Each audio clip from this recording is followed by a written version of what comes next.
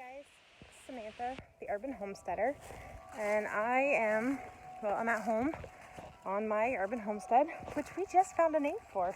We have been brainstorming, Randy and I, for quite a while now, and we finally agreed on a name. I'm not ready to reveal it yet, but I'm really excited. He even helped me design a logo for it, which is even better.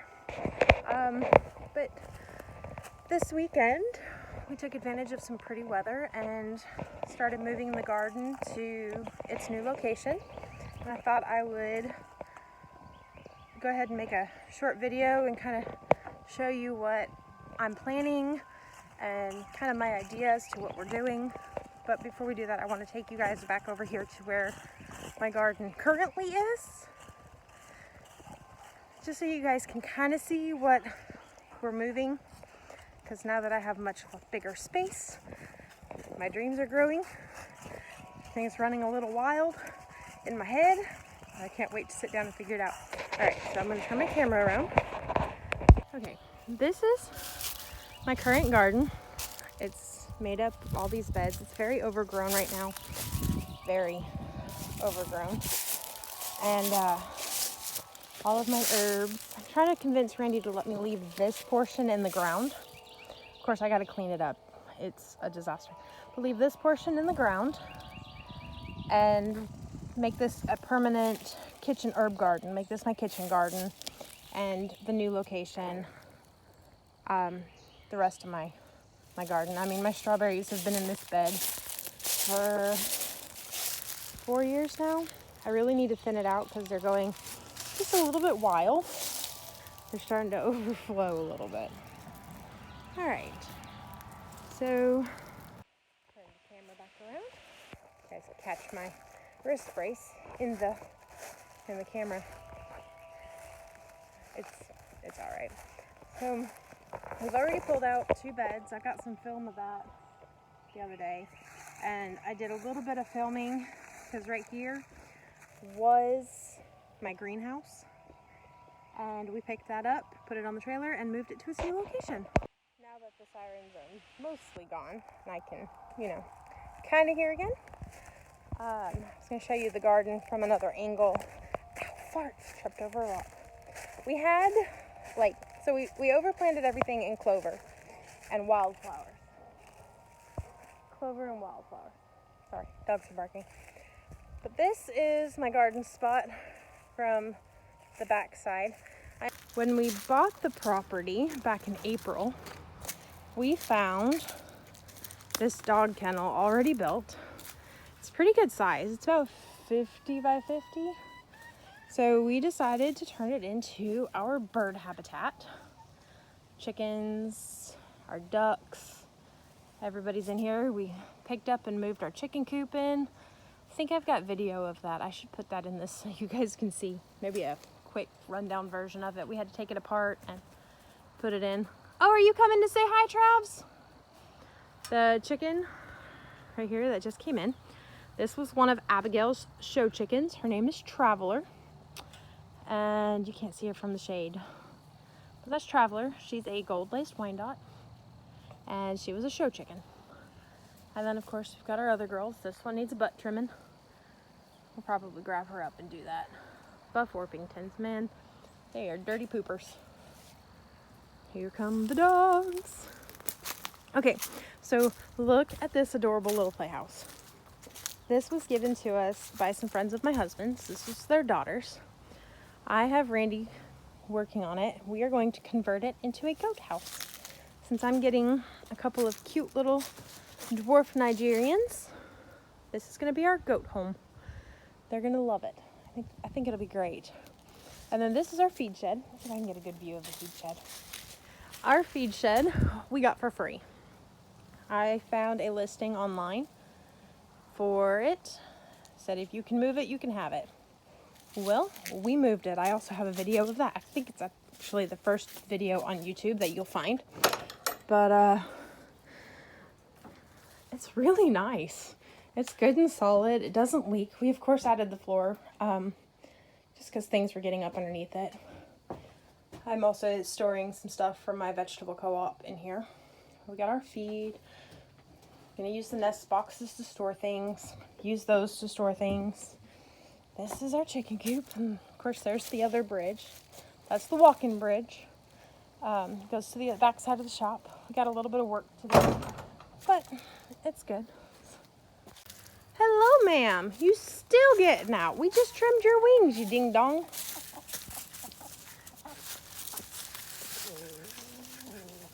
We cannot keep that one in the coop. She keeps getting out. Hi, babies. So this is Peaches. He's our rooster. And then this little black and white one right here. Oh, that's Batman. Where's the mean one? Where's the mean one, guys? We have one of these black and white ones. Batman has been with us forever. She's one of our originals. But we have one hen who looks very much like Batman, but she's got feathered feet.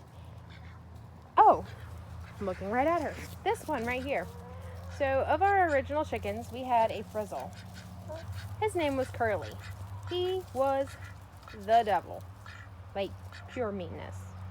And well, this is his offspring mixed with Batman. This is a Batman Curly offspring, and she is mean as a snake. Oh, dog. Dog, are you molting, sweetheart? You look so pitiful. And that teeny tiny little one right here, I can't screw in any further. That is Taffy. Taffy is the only bantam that we have. And she is the sweetest. I believe she's called a Peking. And here's a better view of Traveler. That's the show chicken. She's quite stubborn and snooty. Stuck up chicken. But she likes baths and hair dryers. Hopefully in the next 6 to 8 weeks we'll be getting 2 goats. I'm talking to a lady here in Edgefield County. Her name is Christy Buste of You Goat to Have This Soap. She raises dwarf Nigerians, and I have been talking to her about getting a couple of babies. And I'm really excited. She is supposed to have babies born at the end of November, so this month. And she told me 6 weeks, and then I can come pick them out and take them home. So I'm waiting to hear from her that babies are born, so I can go look and make my decision on which babies I'm going to take home. We're going to get 2 females. We're going to raise them up, and they're going to be our milk goats. I plan to do all things dairy. I want to do cheese and butter, and of course we're going to have milk. I'm pretty sure my Citipi won't complain. She likes goat milk. We're going to add a couple of goats to our farm, make it a little more exciting. Trying to do a little better job about feeding my family what we grow and raise ourselves. With Luke's specific allergies, a lot of things at the store are off limits, so I'm trying to come up with other alternatives. I do have the dog kennel back here. We're gonna move that, and I'm gonna get a rabbit set up. I want to raise rabbits and quail. I can probably do both in that pen, in individual cages and things. But that's my goal. Another thing that I'd like to do is get a couple of turkeys. Again, with Luke's allergies, he's allergic to chicken and pork. So while I have chickens, we only use them for eggs because eggs don't seem to bother him. So I want to get turkeys. There is a breed my grandpa told me about. It's a midget white. They get to about the size of a large chicken. I am on a wait list. Hopefully I can get a couple and we can raise turkeys. We tried raising ducks. Oh God, there's a bug in my eye. We tried raising ducks and discovered that ducks do not have enough meat on their bones to be worth it. They were kind of a waste of time and money. But this little piece of cross fence right here, I was thinking would be a great place, one, for my goats when it's not raining, because this spot does kind of flood. Be a great spot for my goats. This is our pond. It was here when we moved in. So honestly, nobody knew it was here. I just happened to be walking the property line and discovered it. I said, Randy, you know there's a pond? Well, we have a pond and it dried out. It just happened to be dried out when we had the excavator. And so we were digging it out a little bit because we needed to remove all the plastic and stuff. We wanted to redo it. And we now have water all the time. It holds water. This spot in this area actually stays pretty wet all year round. That's why my blueberries are happy. They haven't grown a whole lot, but these are my blueberry bushes. I'm gonna dig them up and move them. Randy's got his angel trumpets. And then this spot, we call this Pony Falls. It catches the overflow from this area. Pony Falls, we got our banana trees and they produce bananas every year, which is weird. And it has grown. It started as one little plant and it's turned into quite a grove. I have an elderberry planted over here. I'm gonna dig it up and move it too.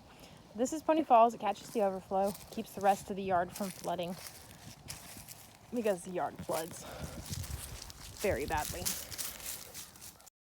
This is my farm and some of what I'm dreaming about, things that I am planning to do on my 1.5 acres of happiness.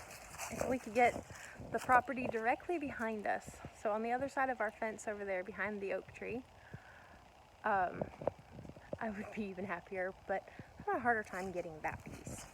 It used to be a part of this property and then they broke it up and sold it in individual lots. But one of these days we might. Right now we've gotten one and I'm happy with it. It's mine to do with what I want and I've got big dreams. Oh, I'm so excited. Randy is encouraging me even as he rolls his eyes. But I hope you enjoyed my little farm tour and I can't wait to share with you as we continue our journey.